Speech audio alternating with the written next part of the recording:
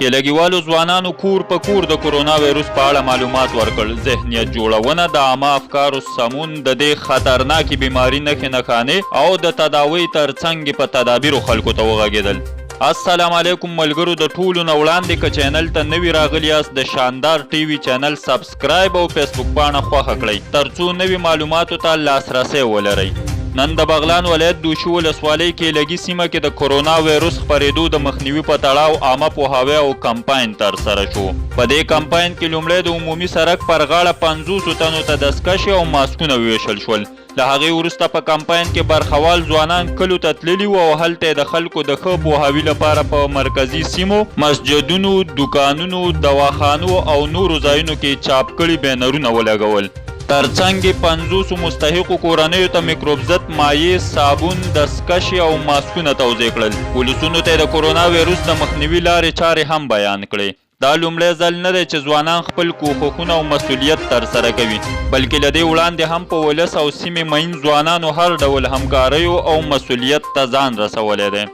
دوی پر دولت هم غږ کوي چې زموږ سره د کېلګي په سیمه کې د غصب کیدونکو ځمکو او ورته مسلو کې همکاري وکړي ترڅو دغه منطقه له دغسې ناخوالو وژغورل شي چې ولس ته نورې اسانتیاوې برابرې شي او په یوه ارامه فضا کې خپل ژوند ته ادامه ورکړي.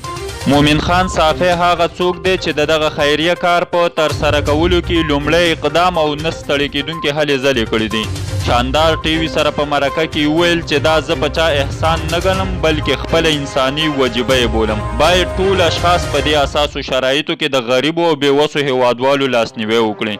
هغه د هغو مخلصو ځوانانو یادونه هم وکړه چا چې ورسره په دې کمپاین کې زحمت ویستلی و. په مالي مرستندویانو کې له مومن خان صافی، ډاکټر محمد اشرف رحیمي، عبیدالله عزیزي شینواري، طاووس خان صافی، نصیر خان حکیمي یادونه وکړه او عامه پوهاوي ورکوونکي ادریس شیرزاد، حزب الله عزیزي، ډاکټر اشرف رحیمي، نور حبیب مجروح، هجرت الله عثمان خیل، محمد ضیا صافی او عبیدالله عزیزي شینواری وو. تشویق کوونکي او فکري همکاران یې سلیم مصلح، پردیس علي خیل، فرمان الله صافی او بشیر خان ولیزی یاد کړل. د کېلګي ځوانانو دا هم وویل موږ ټول باید ولس ته خدمت کول خپل انساني مسؤلیت وګڼو. تر بلې ویډیو مو په لوی خدای سپارم، له دعاګانو مو مه هېروئ. تر بیا ښې چارې ولرئ.